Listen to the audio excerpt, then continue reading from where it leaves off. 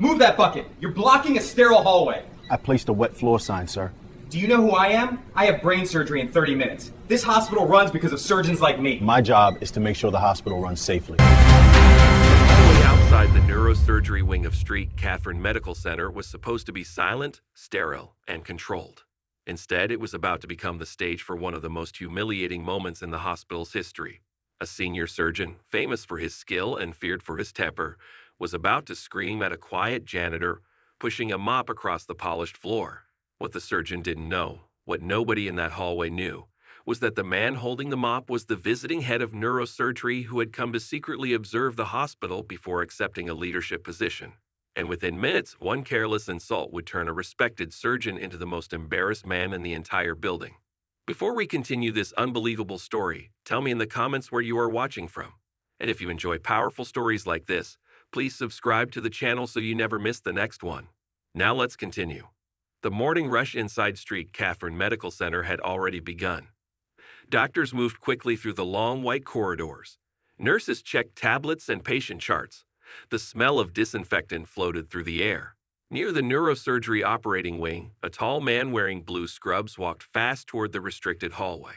His name was Dr. Leonard Graves. He was one of the hospital's most celebrated brain surgeons.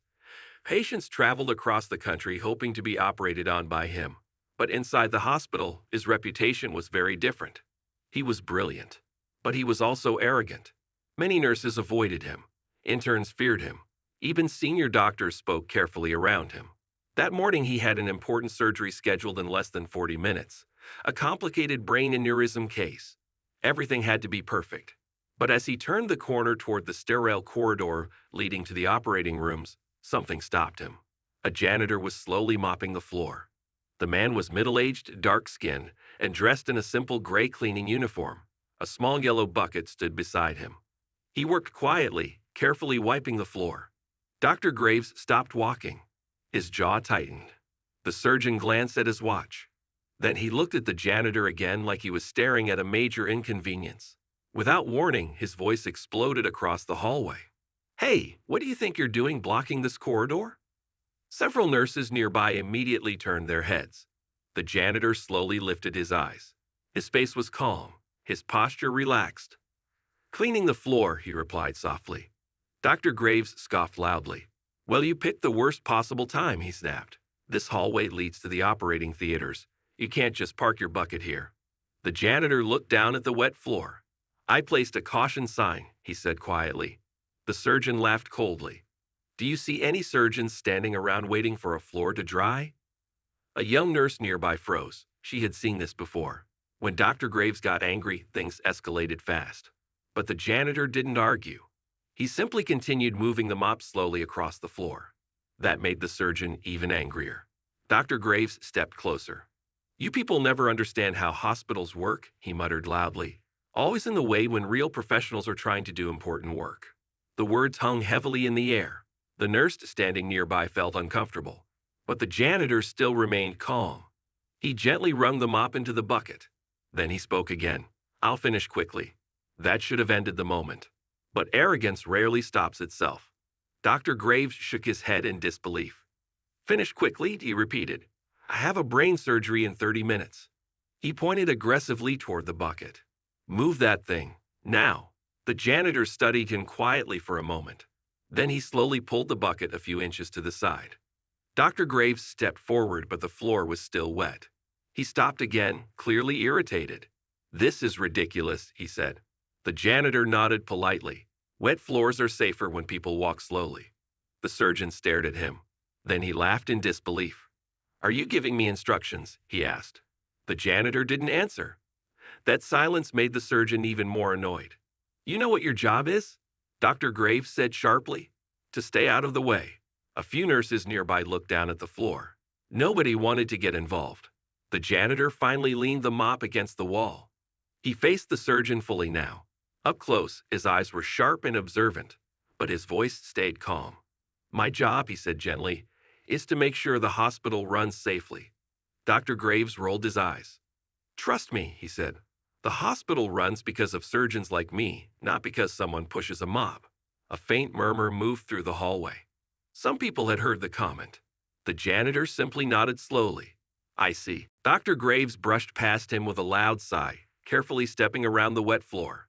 As he walked toward the operating wing, he muttered under his breath, "Unbelievable. Every day someone slows things down." The janitor watched him leave. Then he quietly picked up the mop again. But what nobody around them realized was that the janitor had been observing the entire hospital since dawn. He had already watched the emergency room staff. He had spoken with several nurses. He had inspected equipment. He had listened carefully to how people treated one another. And now he had just witnessed the hospital's most famous surgeon treat a staff member like he didn't matter. A few minutes later, a hospital administrator hurried down the hallway holding a tablet. She stopped when she saw the janitor. Her eyes widened. "Doctor," she whispered urgently. But the janitor lifted his hand slightly. A silent signal. "Not yet." The administrator froze. Then she nodded quietly. Across the hall, Dr. Graves pushed through the operating room doors without even glancing back. Inside the operating theater, nurses prepared instruments. Monitors beeped softly. The surgery would begin soon. But something far more serious had already started.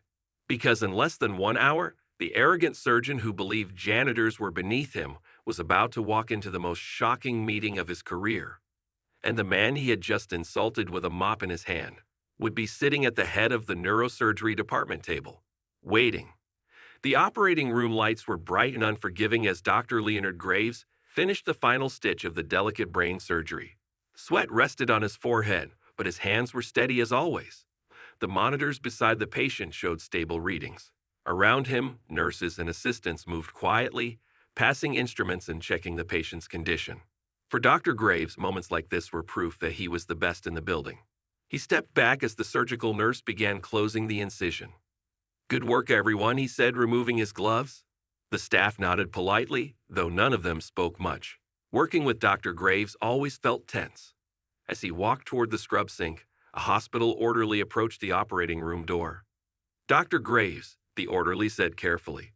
Graves glanced at him while washing his hands. "Yes?" "There's an urgent request from administration. They asked you to attend a meeting in the neurosurgery conference room immediately." Graves frowned.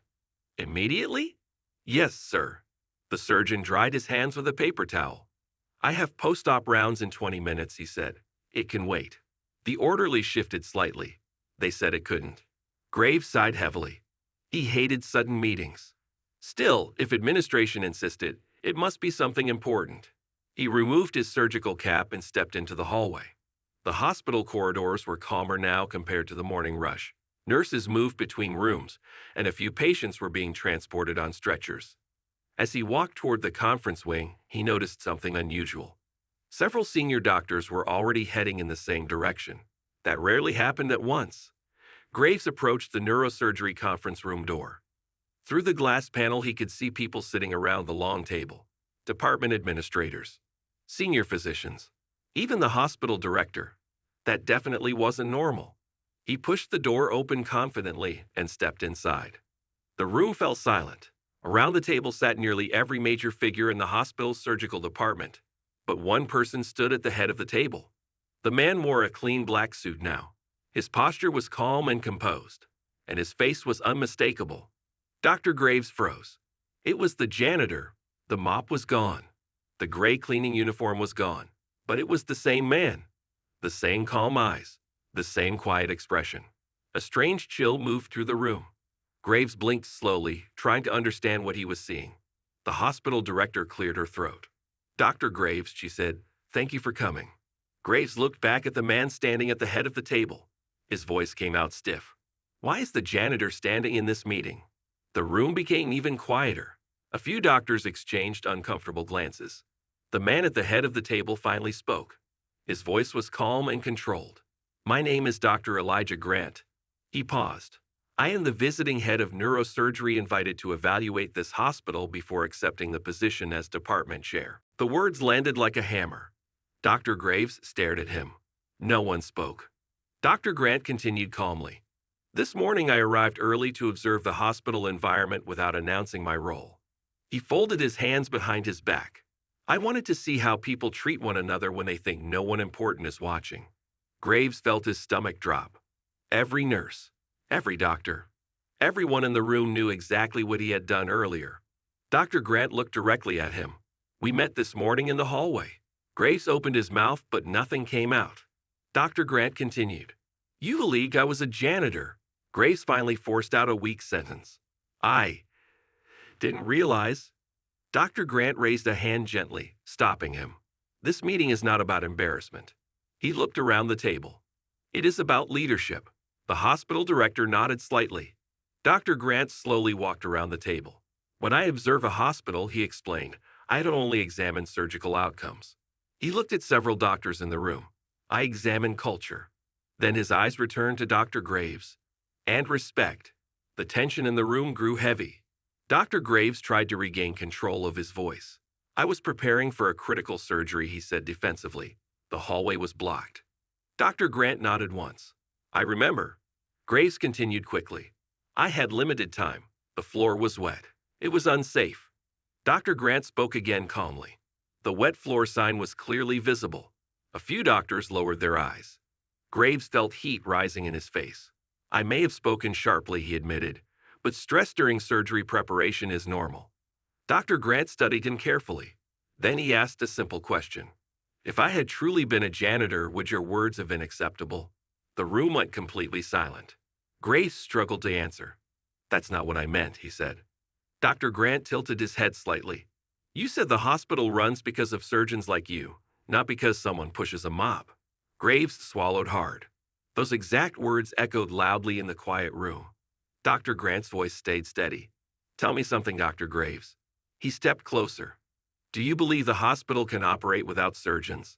Graves hesitated. No. Dr. Grant nodded. Correct. Then he continued. Can the hospital operate without nurses? No, Graves admitted. Dr. Grant folded his arms. Can the hospital operate without sanitation workers? Graves didn't answer. Everyone knew the truth. Hospitals depended on sterile environments. Without cleaning staff, infections would spread. Surgeries would become dangerous. Patients would die. Dr. Grant finally answered the question himself. No, he said quietly, it cannot. The surgeon stood frozen. Dr. Grant's voice remained calm but firm. This morning I witnessed a brilliant surgeon demonstrate something more dangerous than arrogance. He paused. Disrespect. The room stayed silent. Then Dr. Grant spoke one final sentence that made the tension even heavier. And now, Dr. Graves, you will explain something to me. He leaned slightly forward. Why should a man who cannot respect every role in a hospital be trusted to lead inside one? The question hung in the air. And for the first time in his career, the most confident surgeon in the building had absolutely no answer. The conference room felt smaller with every passing second. No one moved. No one whispered. The question from Dr. Elijah Grant still hung heavily in the air like a weight pressing down on everyone inside the room. Dr. Leonard Graves stood near the end of the long table, suddenly looking nothing like the confident surgeon who had walked in earlier. His shoulders were stiff. His face had lost its usual certainty. Every pair of eyes in the room was fixed on him, waiting to hear what he would say next. For the first time in many years, Dr. Graves felt exposed. He cleared his throat, trying to steady his voice. I respect the hospital staff, he finally said. The words sounded weak, even to him. Dr. Grant remained calm, his expression unchanged. You respect them, he repeated slowly. But this morning you said the hospital runs because of surgeons like you. Dr. Graves rubbed his palms together nervously. I was under pressure before surgery. Dr. Grant nodded once, acknowledging the explanation but not accepting it fully. Pressure reveals character, he said quietly. The room stayed silent again. Several doctors around the table shifted uncomfortably. Some of them had worked with Dr. Graves for years. They knew his talent, but they also knew his temper and the way he sometimes treated staff members who were not physicians. Dr. Grant slowly walked toward the large window overlooking the hospital courtyard. He looked down at the people moving outside, nurses pushing wheelchairs, visitors walking across the parking lot, a maintenance worker repairing a bench. Then he turned back to the room. When I evaluate a hospital, he said, I look beyond surgical skill. He walked back to the table. I look for leadership, the kind that protects patients and staff equally. His eyes settled again on Dr. Graves.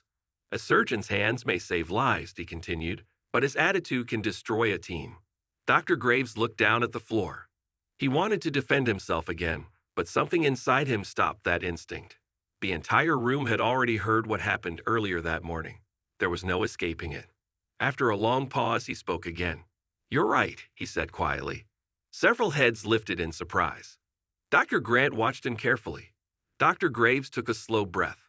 "I shouldn't have spoken that way." The words felt heavy coming from someone who rarely admitted mistakes. He continued, "I've spent years focusing only on surgery. I pushed everyone hard because I believed results mattered more than anything."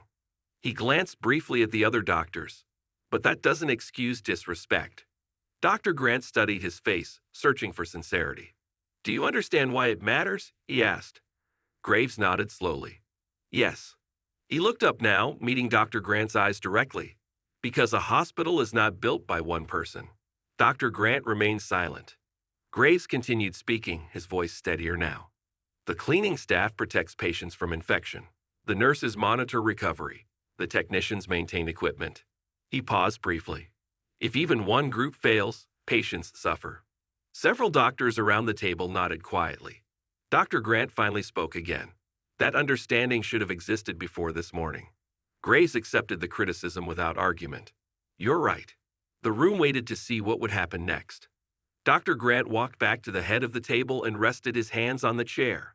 "When I arrived here today," he said, "I was deciding whether this hospital was the right place for my leadership." He looked around the room. "I saw excellent medical equipment. I saw talented surgeons. I saw hardworking nurses." Then his voice lowered slightly. "But culture matters more than equipment." Everyone remained completely silent. Dr. Grant turned his attention back to Dr. Graves. "You are one of the most skilled surgeons in this building." Graves didn't react. He had heard praise before, but this moment didn't feel like praise. "It would be easy for me to recommend disciplinary action," Dr. Grant continued. The hospital director glanced toward him, but said nothing. Dr. Grant continued calmly. "However, punishment alone rarely changes behavior." He paused. "Understanding does." Graves waited carefully. Then Dr. Grant delivered his decision. "You will spend the next 2 weeks rotating through every non-surgical department in this hospital." A murmur spread across the room. Dr. Grant continued. "You will work shifts with sanitation staff, patient transport teams, and equipment technicians." Graves blinked, surprised. "You will see exactly how every role contributes to patient care." The room became quiet again. "And after those 2 weeks," Dr. Grant said, "we will meet again." Graves slowly nodded. "I understand." Dr. Grant looked around the room one final time. "This hospital will only succeed if every person inside it is respected." He paused. From the surgeon holding the scalpel to the worker holding the mop, the message was clear. The hospital director stood up slightly. "Meeting dismissed," she said. Chairs began to move as doctors quietly stood and left the room. Some glanced briefly at Dr. Graves as they passed, not with anger, not with satisfaction, but with curiosity, because no one had ever seen him this quiet before. Within minutes, the conference room was nearly empty. Only Dr. Grant and Dr. Graves remained. For a moment, neither spoke. Finally, Graves looked at him. "I meant what I said," he admitted. "I was wrong." Dr. Grant studied him calmly. "Then prove it," he replied. Graves nodded once. He understood now that skill alone didn't make someone worthy of respect. Character did. And that lesson had started with a simple mop in a hospital hallway. Dr. Grant walked toward the door. Before leaving, he turned slightly. "One more thing," he said. Graves looked up. "Tomorrow morning," Dr. Grant added calmly, "your first shift begins at 6. Graves frowned slightly. "With sanitation." Dr. Grant opened the door and stepped into the hallway. Dr. Graves stood alone in the quiet room, staring at the empty chair where the hospital's future department head had been sitting. For the first time in his career, he understood something simple. Respect was not a title. It was a choice. And tomorrow morning, he would begin learning it the hard way. The end. If you enjoyed this lovely story, subscribe for more.